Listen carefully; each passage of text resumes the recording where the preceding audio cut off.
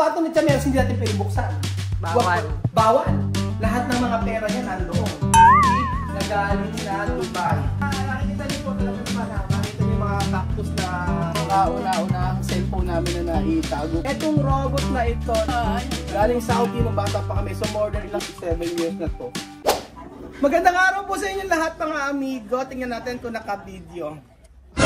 Ayan na naman yung mga, ayan, Diyos mio, ang daming makikita. For today's video mga kababayan ko, may ito pong magaganap na, may magbablog po kami ngayon. So dahil umuulan-ulan, ay ano kaya ang pinakamaganda natin gawin? Lusubin natin. Alam ko, lusubin natin ang bahay ni Princess, tsaka ni Chamers. For today's video mga amigo, malalaman niyo po. Titingnan natin. Okay lang bang lusubin ko? Ipet? Andini ka na eh. Dahil wala tayong ma-vlog mga amigo, alam ko marami nag-aantay kasi ang dami kasabi, ano ito ba itsura ng loob ng bahay ni Chamercy? Basura. Diyos ko, bukod sa basura, ano kaya ang makikita dito? Kaya po, ayan po mga amigo, at pakikita natin kung ano ang laman ng loob ng bahay ni Princess na dati dapat itindahan. Halika, pasok kayo dito. Pagpasok nyo dito, makikita nyo ang mga halaman na walang katuturan. Sige, matinig ka. Puro negative sasabihin, no? Nandito po tayo sa halaman ng mga walang katuturan. Halika na, tapos na. Tapos na po, dito po agad ako sa ating video. At nakikita niyo po talaga naman, makikita niyo yung mga cactus na, ewan ko. Inomit. Ito ay inulit Princess sa aming tiyahe na naparami niya. So, pag nagbenta ka nito ay 50 pesos, ganyan kaliit. So, pinaparami niya na ito para sa kanyang negosyo. So, pagpasok mo dito, may mga ibon kang makikita na kung saan ay binili pa ni Princess yan sa seller sa may hindi ko alam kung saan.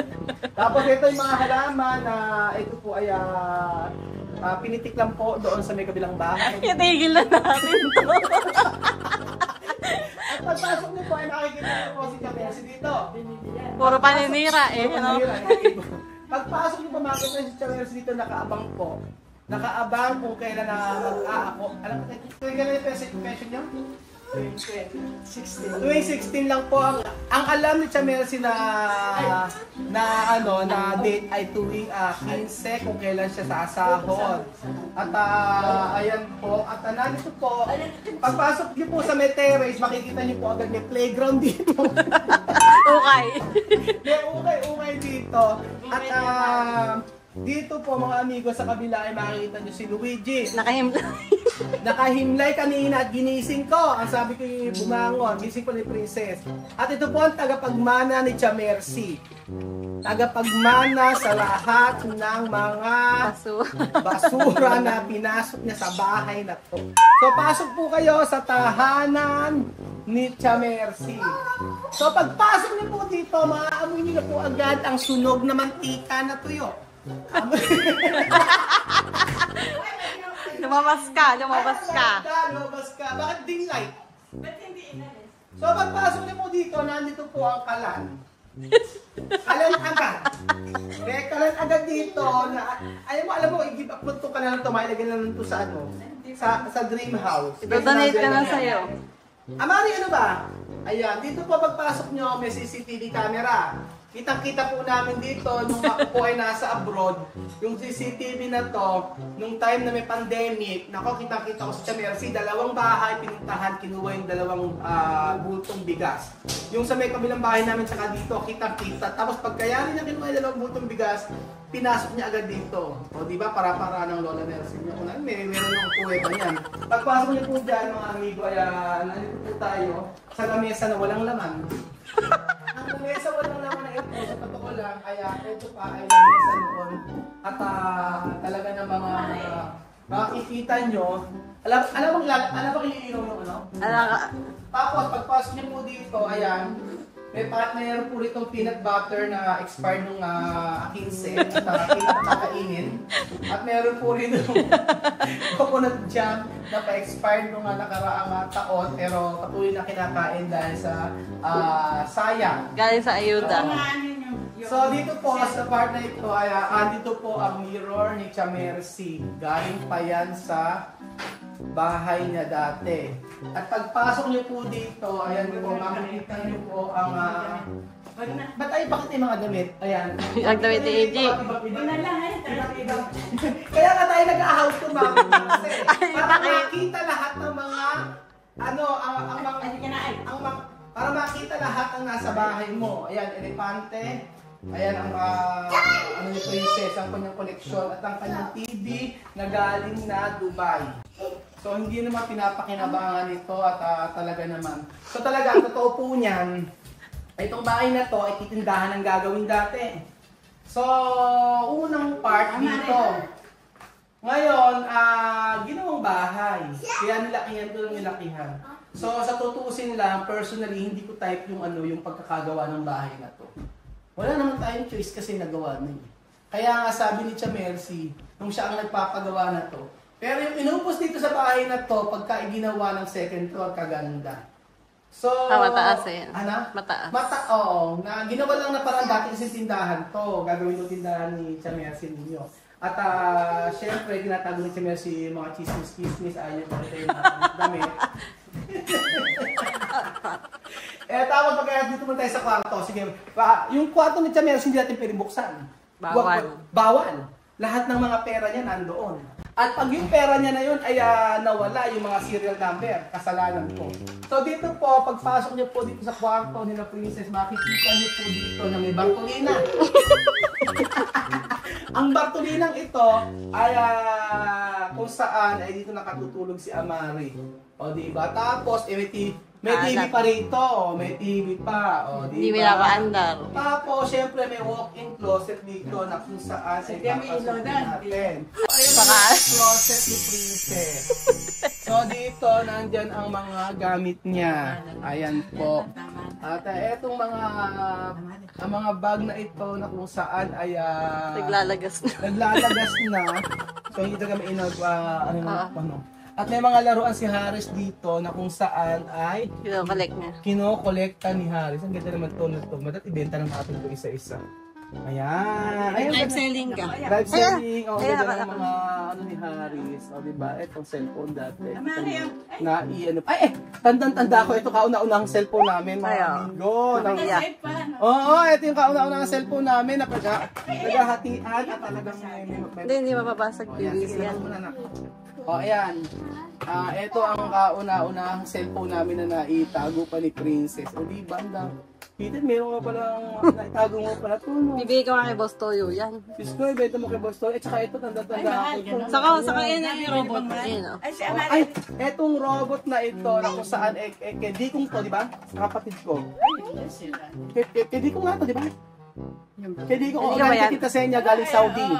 Galing Saudi nung bata pa kami. So, more than ilang years na to. So, 41 na ako, siguro mga 37 years. Ito, 37 years na to. Pero ang ganda ng mga koleksyon ni Harris. O, diba? Mga ganito-ganito. Amari, tama na yun. Baka makuha yung mga nababasag. Amari. Ayun yung bahay. Lumabas ka na dyan, Amari. Bigyan mo lang yun. So, ayan, mamaya na muna tayo. Dito mo tayo sa part na to.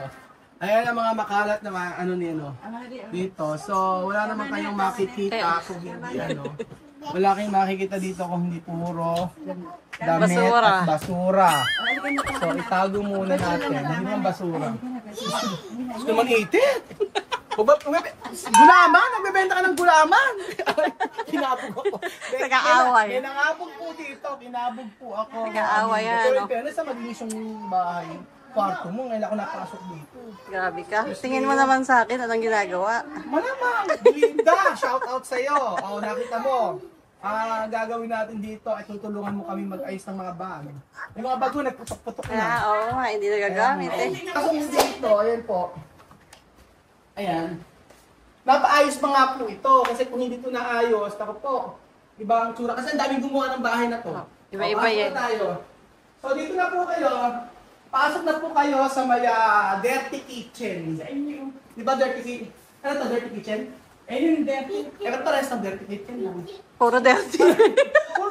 Ayun po, may dirty kitchen dito mga amigo. Mas punta po ron, dirty kitchen pa din.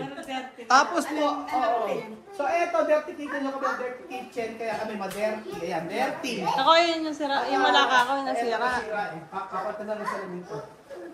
Tapos ito yung kanyang refrigerator. Ito ang refrigerator. ni Cha Mercy na binili ni Princess. Oo, kay Princess na ito kasi si Cha Mercy po lilipat sa lumang bahay. So, ito ay kay Princess talaga. At si Princess ang nagpagawa nito. Na kung saan pinaghirapan niya sa Dubai. Luis Buhay, ano? Luis Buhay na pag-overtime. May paggawa lang ito. Kung nandun sa ano, ito, kwarto ni Cha Mercy. Ayan po ang kwarto ni Cha Mercy. Ano kaya ang laman ng kwarto ni Cha Mercy bukod sa mga marunong damit? Ilagay mo. Siyempre, madumi. Alam, madumi ito. Hindi ako. Anak ko, anak. Siyempre, nasa Dirty Kitchen tayo. Punta ulit tayo sa Dirty Kitchen. Puro dirty. Puro Dirty Kitchen. Tindahan ka. O, ayan, mga tindahan na kung saan galing pa itong Dubai. Ganito ito, no? Oo. Diba? Anong isasama? Lahat isasama natin. Ayaw na pasama ni Mercy Mercy. Ayan. Ayan,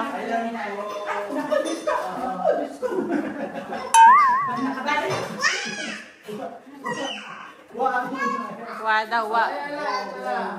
Ang mga galing ni Princess, at isa lang Ay, sinaraduhan na. sinaraduhan ako ni Elsa. At syempre, ito ang kanilang CR. dati pakitisian nila.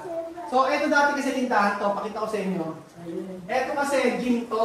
Dito nagtitinda si Cha Mercy before. Ito na lang ba gawin mo ito? Ano? Tanggalin mo na ito. Oo nga, lalo. Tanggalin mo na yan, gawin mo lang bintana ko. Saraduhan. Oo.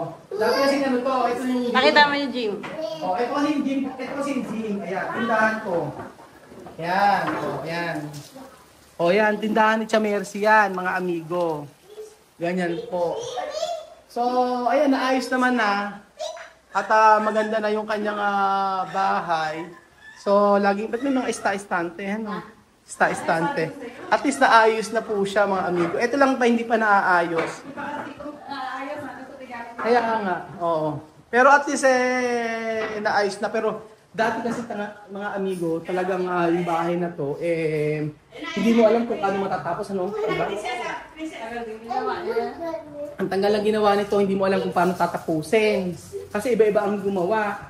Kasi siyempre pag OFW ka, pagka unti-unti, meron kang goal na matatapos yung bahay. Natapos naman, kaya nga lang yung pagkakagawa, hindi talaga okay. Kahit ito, di ba? Papapamahal ka eh. Kaya mas maganda pa nagpagawa kayo dire-diretso. Kaya lang, kung wala kang budget, wala kang choice kung hindi, unti-untiin. Pag may budget lang. Eto, yung nagtrabaho, ilang taon ka nagtrabaho sa Dubai? 10 years siya sa pagkatrabaho sa Dubai, pero at least natapos naman.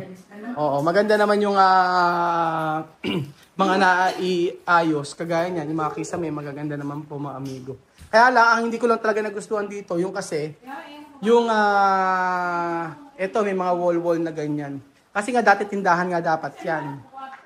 Tindahan dapat yan, papasok yung mga tao dito, kaso ginawa na pong bahay. Pero at least, naayos naman na. Kumbaga, hindi ka na bumili ng mga ng mga bagong mga lagayan, mga ganyan. Ayan, ako po si Amari ang kulit. Ayan mga amigo, ito po talaga yung laman ng bahay nila Cha Mercy.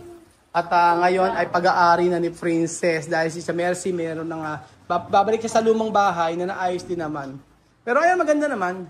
Kaya lang, pero kung ikaw itit, kung hindi mo alam dating gagawin tindahan ito, ang hindi ganitong design, di ba? Hindi ganitong design. Oo, hindi ganitong design. Kumbaga wala ka na ng choice kasi yung gumawa kasi nito parang paano ba ginawa? Gusto niya firewall, ganyan. Sinakop kasi yung buong lupa. Oo, sinakop yung buong lupa. Kaya Hindi ganyan. pala okay yan.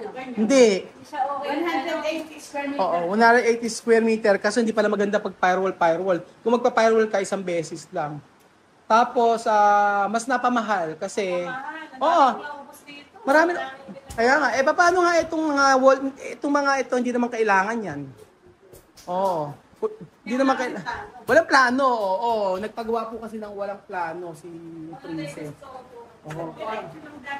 Ano? Isang diretso, tindahan.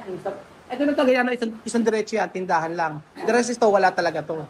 Ginawa na ang bahay. Pero okay na rin, at least natapos. Wala ka namang iintindihin na. So sa marami nagtatanong, mga amigo, kung ano talaga ang laman nito, ay ayan po talaga, yung bahay nila Princess. Dati lagi nakikita nyo lang na ganyan. Pero at least naayos naman na, kahit po ganyan. At sa pagkanyang OFW, meron sila, nakabili silang sasakyan, kapagpagawa ng bahay, tapos sa kabili ng lupa. Ganon mga amigo. So, tiis-tiis lang tayo sa pag-abroad natin. At ang pinakamahalaga po ay meron tayong napupundar. Hindi man maipundar ng sobrang dami, pero at least pag Pilipinas, meron tayong sasabihin na ito yung pinaghirapan natin bilang isang OFW. So, kasi si Chamel sinilipat na po sa may kabila, kaya ito, please lang matitira dito. Kaya okay lang, kapitbahay nyo namin siya. Pero yun nga, nagamit kasi lahat ng space. Kaya lang, ang problema nga po dito, walang plano kasi. Oo. So, sabi nga ni Princess dati, kahit na sila ay mag-ulam ng itlog at sa abroad, basta nakapagpunta sila. Tapos ngayon, okay naman na. Yun ang mahalaga po mga amigo. So, yun po ang talagang laman ng bahay na tinitira ni Chamelsi na ngayon ay kay Princess mo. So, kaming magkakapatid, salamat sa Diyos dahil kahit pa paano ay nagkaroon po kami ng mga bahay. So, yun po mga amigo. At lagi ko sasabihin sa inyo na mag-ano kayo ng lupa, mag-invest po kayo ng lupa. Kasi in the future, pwede nyo ibenta yun. Lupa sa gold. Dalawa lang po mga amigo. So, thank you so much po mga amigo. At maraming salamat sa inyong pagsuporta at panonood sa ating mga video. So, ito yung mga bagay na hindi nyo nakikita at ngayon nyo palang nakita sa vlog. So, lagi nyo nakikita lang kami sa labas, pero sa loob hindi pa po. So, thank you so much po mga amigo at God bless po.